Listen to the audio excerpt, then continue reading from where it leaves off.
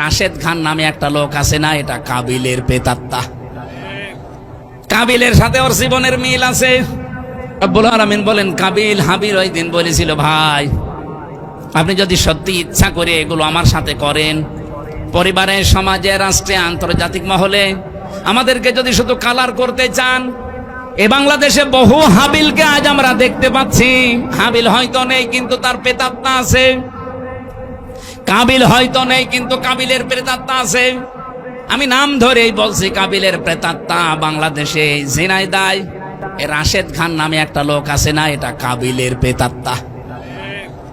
কাবিলের সাথে ওর জীবনের মিল আছে। যে যাই করুক না কেন, একটা গোষ্ঠীর উপরে দোষটা চাপিয়ে নিজেকে ভালো সাজায়, এটা কাবিলের গুণ।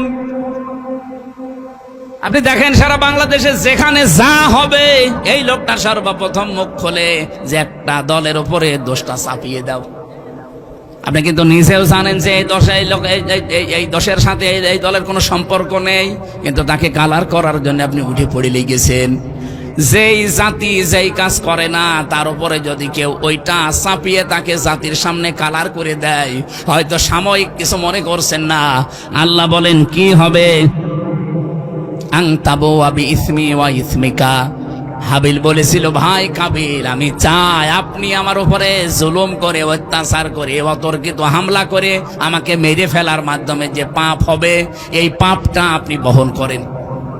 আর আমাকে মেরে ফেললে যেহেতু আমি নিরপরাধ, কারণ একটা মানুষকে মেরে ফেললে অন্যায় ভাবে সেই লোকটা জান্নাত পাবে, কিন্তু যেই লোকটা মেরে ফেলেছে তার 4টা শাস্তি। তার প্রথম শাস্তি হবে জাহান্নাম। এটা সূরা নিসার 93 নম্বর আয়াতে আছে, অমাইয়াকুল মুমিনাম মুতাআম্মিদান ফাজাযাউহু জাহান্নাম খালিদান ফিহা। আল্লাহ পাক বলেন, কোন মানুষ যদি ইচ্ছা করে কাউকে মেরে ফেলে, তার প্রথম শাস্তি হবে জাহান্নাম। 2 নম্বরে চিরকাল সে সেখানে থাকবে। 3 নম্বরে গাদিবাল্লাহু আলাই, আল্লাহ নিজে তার উপরে রেগে থাকবেন। 4 নম্বরে ওয়া'আদ্দা লাহু আযাবান আযীমা, যন্ত্রণাদায়ক শাস্তি তার জন্য আল্লাহ রেডি করে রাখবেন। বলেন নাউযুবিল্লাহ।